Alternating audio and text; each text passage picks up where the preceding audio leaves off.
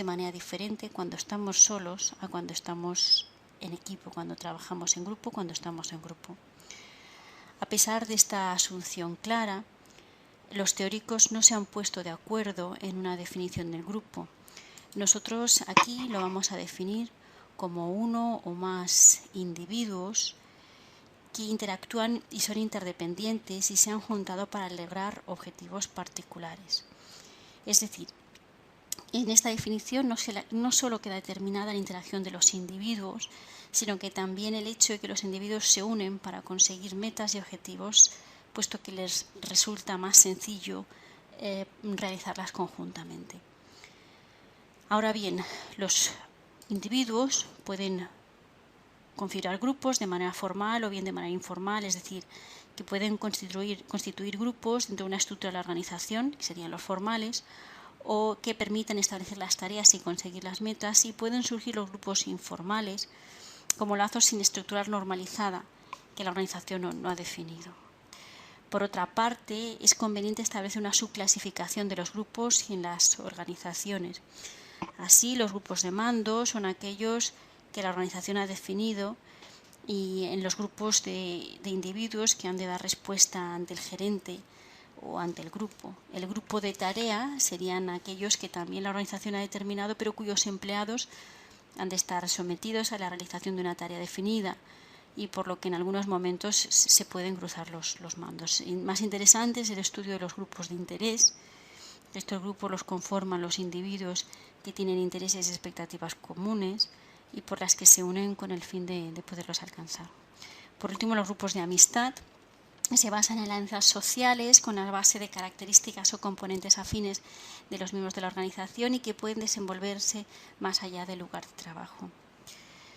En cuanto a las etapas del desarrollo de los grupos, describimos 5, aunque reseñamos que empíricamente no se han podido hallar patrones únicos o estandarizados para estas etapas. La primera etapa, la etapa de formación, el grupo en realidad cuando se unen no sabe cuál va a ser su meta, por lo tanto no lo sabrá ni su estructura, ni siquiera quién va a ser su líder.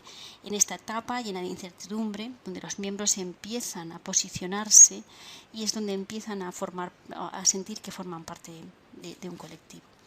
La etapa de tormenta se genera en el momento conflictivo, pues el grupo empieza a limitar la capacidad de acción del individuo a favor del grupo. Y en la primera etapa, por ejemplo, no había definido un líder y en esta etapa ha de emerger, aunque para ello pueden surgir conflictos normales en la determinación de este líder. Poco a poco el grupo va requiriendo cohesión y para ello se requiere una concreción de normas, una normatividad. Unas normas que indican qué se puede hacer y qué no se puede hacer. En la etapa de normatividad, el grupo asume estas normas y comportamientos que se saben cuáles son los correctos o los incorrectos. Y en la cuarta etapa, la etapa del desempeño, el grupo ya ha definido las tareas y se ha concretado la estructura formal que ha sido aceptada y en este momento pues cada miembro del grupo sabe lo que debe hacer para lograr estas metas.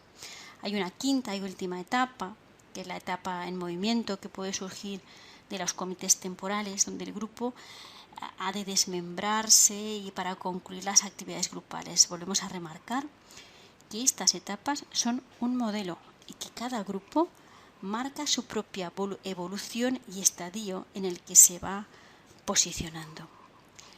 Antes de finalizar este apartado sobre el grupo, es conveniente revisar 3 aspectos, lo que sería el proceso del grupo, después la tarea del grupo y por último el pensamiento y el ajuste del grupo.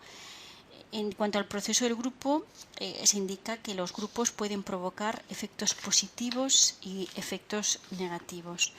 Los efectos positivos vienen definidos por la sinergia, que es un término que se prestó de la biología, en el que cuando 2 o más sustancias tienen unos efectos diferentes conjuntos que cuando son empleados individualmente. Así, el efecto de la sinergia puede ser positiva cuando existe una suma de las contribuciones del grupo, que esta suma sea mayor de las contribuciones que haría cada individuo, o bien negativa, dando lugar a la holganza social, donde los individuos cuando trabajan en grupo rinden menos de lo que lo harían si lo hicieran individualmente.